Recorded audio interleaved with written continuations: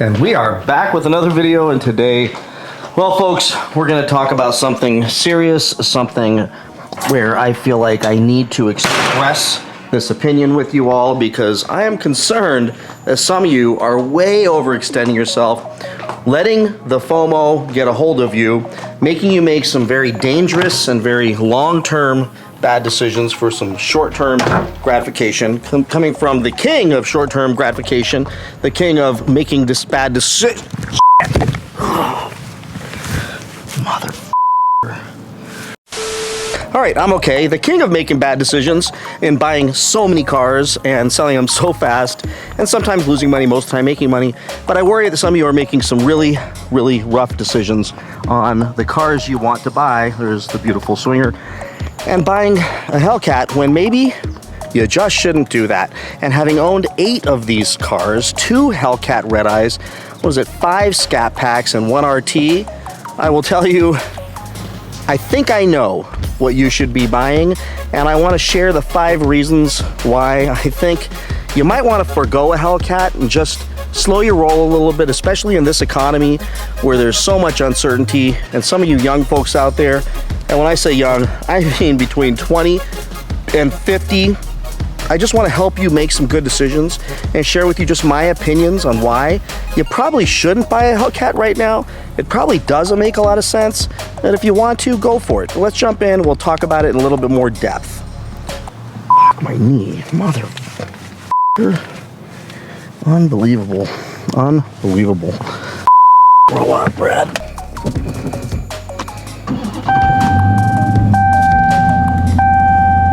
All right, let's get started. First, I want to clarify something. I just got through saying I had 2 Hellcat Red Eyes. I had 1 Hellcat Red Eye that I originally bought in 2020, and then I had a regular Hellcat, the blue one, many of you remember, that I bought last year in 2022 that I had to return because the 49 state sticker and all that stuff. So didn't have 2 Hellcat Red Eyes, but I had a 3rd Hellcat coming, which was a Red Eye jailbreak, and I ended up canceling that to get a 2023, and then I got hosed on that allocation. So bottom line is, I've still same amount of cars, just wanted to clarify that because some of you have been following me a while and will correct me. Next, yesterday's video where I talked about the thousands of Hellcats that are out there, I believe potentially I made an error, and I want to not mislead anybody while still standing by the principles. I said there were tens of thousands because when I did the search on Dodge.com, it said there were 20,000. Now, reality of it is there isn't, and I should have put that together in my head. Nonetheless, I put in all the parameters, I put in the Hellcat motors, I even slid the horsepower up to make sure I filtered out everything else, and it still gave me pages and pages and pages of Hellcats, Red Eyes, wide bodies, pages of them. And I clicked and I resorted, and nothing I could do could show anything other than Hellcats. With that said, I'll acknowledge that there can't be any way there's that many, but for sure there is a lot, and there is a lot more coming, and there is a lot more getting built, and there are a lot more that will be repoed, and there are a lot more from 2022 still sitting on the lot, and there are a lot more getting traded in because people can't afford them. So bottom line is, there is going to be a lot of 23s and a bunch of 22s, and there will be no shortage of these cars. So I stick to my entire video that I shared with you. There's still a surplus, they're still not selling, they're still sitting on dealership lots at astronomically stupid prices, and no one is paying that. Check this out, I'll put on the screen right now. One of my buddies who was also a subscriber sent me this sticker showing a Swinger just like the one I'm in today. They're asking $90,000 for. That is ridiculous. They have to be smoking, doing drugs, smoking crack to think somebody would walk in and pay $90,000 for this car. Literally, you offer me 80 and you can have it. And I would feel guilty taking your money. Not that guilty, but I'd still feel guilty taking your money. So when this thing's brand new and broken in already, so that's insane. So don't fall for the FOMO. Stick to what I said in the last video. Just know the numbers are probably not exact. I did do a little editing post in the YouTube editor, so I cut some of that stuff out. So if you Go back and watch it. You're not going to see the things that I said anyways, and I think it came out pretty good. So with that, let's now talk about Scat Pack versus Hellcat and why I think some of you shouldn't buy one of those, and the reason why you're buying a Hellcat doesn't fit logically into your financial universe. And I'm sharing this with those of you who are stretching to get the Hellcat. You're moving money around, and you're trying to fumble expenses, and you're stretching your finances a little bit. Maybe you make $100,000 a year, and you're netting 60 and 70, whatever it is, and you're just still almost paycheck to paycheck, but you figure, man, I can afford that little bit extra payment to get that dream car. I'm talking to you. I'm talking to those of you who are pulling money out of your 401k or refinancing your house or doing things that you shouldn't be doing to go buy a Hellcat when you have absolutely zero plans of racing that car, using it to its full potential, which means you're simply buying a $90,000 or $100,000 machine that smokes through tires so that you can flex that badge at car meets and events and on the road. And I will tell you, having owned two of these things, that it is fun. It does feel good to get that car and go to the car shows and everybody goes, ooh, a Hellcat, ooh, a Hellcat, ooh, spin them. And you hear all the stuff.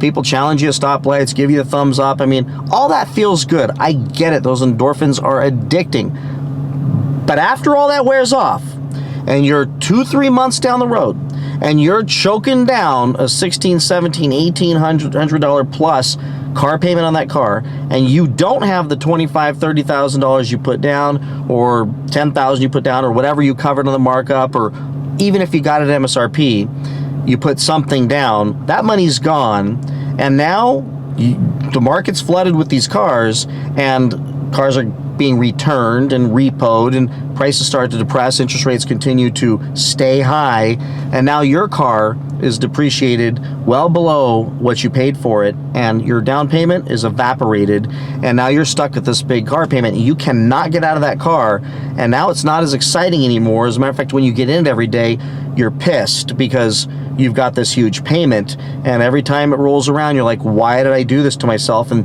then you go, man, I want to buy a house. I need to buy a new car. Oh, by the way, this thing sucks as a daily driver, which it really does. If you drive any distance, man, I don't want to be in this anymore. How do I get out? I've got countless messages from people asking me, how do I get out of this thing? How can I get out of this thing? Yet, if I go back with them on what it felt like to get the car, it was the greatest day of their life, and I promise you it is. There's nothing like it. When that Hellcat got delivered, the blue one here, it was a grand day. It was a day of tears and absolute joy. Even my wife was emotional. It was spectacular. I had it for about 3 months before the whole thing fell apart due to the 49 state thing. And a little secret, I was kind of okay with it. I was bummed, but I was like, nah. And I got a great interest rate on that thing. I think that the only reason I'm still kind of bummed because the payment was really good on it. But nonetheless, driving it every day for work, that was stupid. I did it for 3 days. It cost me $350 every single day because my foot was in it the whole time, because that's what you do in a Hellcat, and it just made no sense. Plus, I was dramatically depreciating the car, putting tons of miles. So bottom line is, you may want to rethink this. And I got 5 reasons I'm going to go through real quick why you should maybe hold off on your Hellcat. Know that there's going to be tons of used ones out there that you're going to get at much better prices and much better interest rates, because the entire prognosis on the interest rates are that they're going to be lower next year. And I would predict that it's going to be after first quarter. They'll punish us a little longer, try to curb this inflation issue, and then rates will start to come back down. And then you'll be able to get a car at a better interest rate. Plus, when dealers are more stressed about selling cars and need to move cars more, and manufacturers need to move cars more, you will see really great interest rates being offered by the manufacturer's finance companies. So you'll see those 0% introductory rates, the 2.9s. You'll see these things coming in as specials that you'll be able to take advantage of that maybe don't exist right now. So now let's talk about the 5 things I think you need to know about the Scat Pack versus the Hellcat. The first, the Scat Pack's horsepower is much more usable. At 485 horsepower, you can literally, and I do, and I have, and I'll admit it, stomp on it at a stoplight, and likely not hit a tree.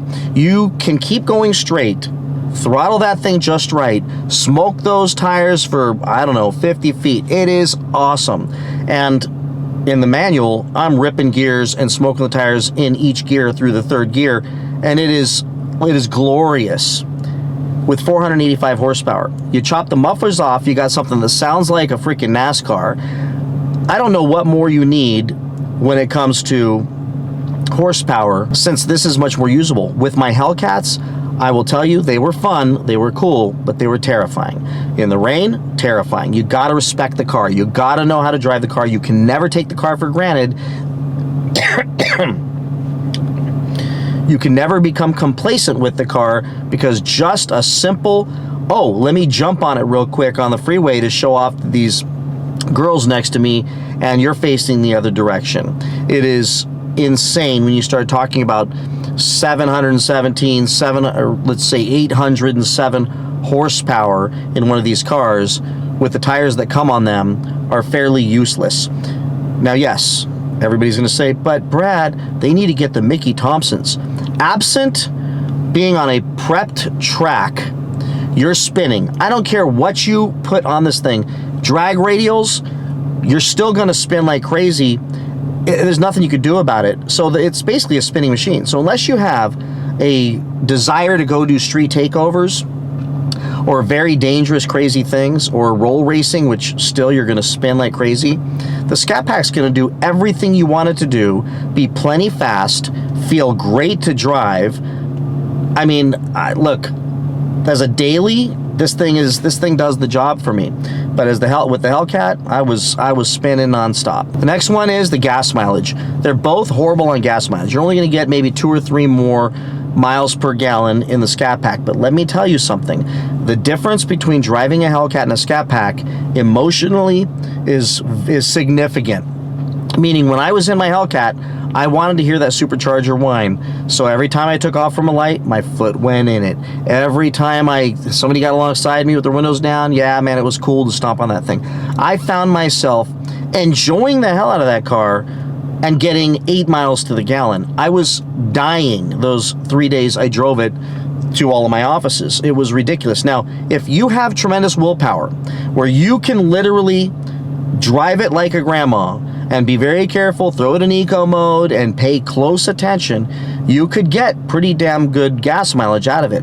But what I can tell you is, in my Scat Pack, I tend to be a little more docile. I tend to be a little more cautious when I'm driving it and pay more attention. And when I'm up on the highway and I throw this thing in 6th gear, I mean, I'm getting, mid to high 20s in MPGs in this thing, and I'm not trying to, impress anybody. But with Hellcat, you've got people constantly challenging you, pushing you. You're burning through gas no matter how you cut it at a much higher rate than just looking at the MPGs. Number 3, car insurance. Don't forget about car insurance. I'm the king also of buying cars and not realizing what it's going to cost you for insurance. My daughter's Supra. Didn't even think it through. I know, I should have. Call me stupid if you want. I didn't think it through. Bought my daughter a 2-seater sports car Supra, and I was excited about doing that for her. I was excited about having that car for Christmas for her, and then I checked my insurance. With all these cars, it's rounding about $13,000 a year, which is unbelievable. Adding the Scat Pack Challenger from my Scat Pack Charger raised my insurance, I think, $30 a month or something, which seems strange, maybe because it's a newer car, I don't know, whatever it was, it went up a little bit. But jumping from it up to a Hellcat, it starts to run $50, $60, $70 more a month, and that's for an older guy like me with a really great driving record. Now, some of you may say, mine barely went up. If you're in California, you're going to get screwed, because these Hellcats have a bad reputation.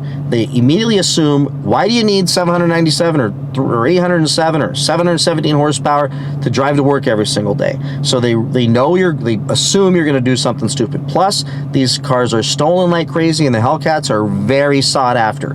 So depending on where you're at, you're going to find that your insurance is going to be significantly more for a Hellcat that basically with power that you're never going to really use. 4, and I kind of touched on this, 1, you're never going to use the power. 2, I'm just telling you, safety.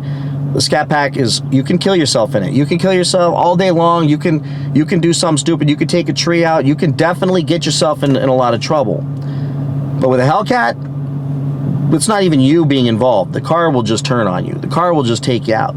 The car is utterly insane. And if you don't pay close attention, if you don't show massive respect for that car, it's an unsafe vehicle. It just is. And in the rain, it's highly unsafe. But Brad, I drive mine in the rain all the time, no problem. You know why? Because you're really smart. You're very cognizant and you think. Remember, I'm talking to people, 25, 26, 27-year-olds, and I'm telling you, I know you guys want to get out there and do crazy stuff and stomp on it here and there, but the safety in a Scat Pack, it's still going to be out there. It's still pushing the envelope. But you jump into a Hellcat or a Red Eye, and I'm just telling you, you're walking into a new realm of danger, and you've got to be very, very cognizant when you get that car, because it's really easy to get yourself in trouble. What's astonishing is the massive horsepower difference, yet the 0 to 60 times and the quarter mile times are just, less than a second and a couple seconds difference. But to go into a tree or run off the road or spin out, that has nothing to do with that stuff. It just happens with those Hellcats. And number 5, the price difference has become so wide between a Scat Pack and a Hellcat. I remember back in the day, you get a Scat Pack for $40,000 and, $45,000, and then you'd get a Hellcat for like, $65,000. And that, that was still a $20,000 spread, but you were at $65,000. Now we're talking about, a Scat Pack at like $60,000 and a Hellcat at 85, 90,000. Matter of fact, you're 90,000. I can't find anything under that. You're really close to $90,000. So you're looking at, what's that, $25,000 to $30,000 difference? That's a lot of money. That's like a whole other car. So $25,000 to $30,000 difference. So figure out how much that is divided by the couple hundred more horsepower you've got, and the bad gas mileage, the bad insurance, and the enormous car payment. Your spread is going to be significant when it comes to, to paying for this Hellcat in comparison to buying a Scat Pack. We're talking, it can go all the way up to $35,000 to $40,000 if you get a Hellcat jailbreak Red Eye and you get it loaded. It's just a massive spread. So for literally $25,000 to $35,000 or more $1,000 you got to pay for a Hellcat. I can tell you, most of you, if you've got a Scat Pack, just keep it. You'll be glad you did. Take your time, get through this economy. If you're out looking for one of these cars now, go drive yourself a Scat Pack. You will be very happy in that car. And for the rest of you that have tons of money, and this is not a big deal, and this is a dream you've got to do, it's not going to be your daily driver, it's a car you're going to take to the track, you're going to have fun with, buy that Hellcat, have fun, spend your money, you can't take it with you. But for those of you that are really pushing the envelope to be able to afford this car, slow your roll, get yourself an awesome Scat Pack, and I promise you, you will be happy. If I'm happy, you'll be happy. But you're getting a demon. I do YouTube. That's what I do. I do YouTube. That demon's going to help my channel grow, and the channel pays for this car. I mean, I think I've shown you guys. Last month, I was like $1,800 in revenue, not to mention some of you bought some hats and shirts and stuff like that, and some of the Amazon stuff. I'm at $2,500 a month on YouTube. Look, it just pays for these cars. It pays for, like, the payment on this thing, I think I shared with you, was $1,000. Pretty sure it was $1,000. So you guys are paying for this car, and I appreciate that. So here's the deal. To help me keep doing this awesome content, hopefully you agree with me that it is, please like, subscribe, comment, be respectful in the comments, and if I screw up sometimes, thanks for forgiving me in advance, because I am not perfect. I am human, and I will see you in the next one. Bye-bye.